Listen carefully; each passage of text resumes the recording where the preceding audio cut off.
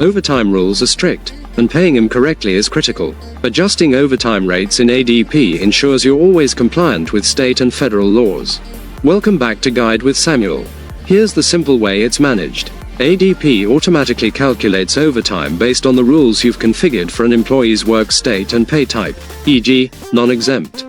The standard rate is 1.5x the regular rate for hours over 40 in a workweek. You generally don't adjust the rate itself. Instead, you ensure the overtime rule assigned to the employee is correct. This is set in their pay group or earnings profile.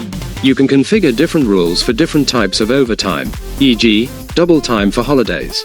My crucial pro tip: audit with the Overtime Calculation report. Run this report for a past pay period.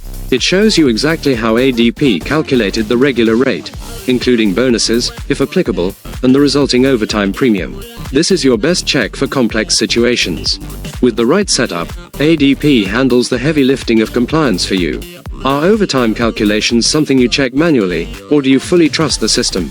Share your level of review below.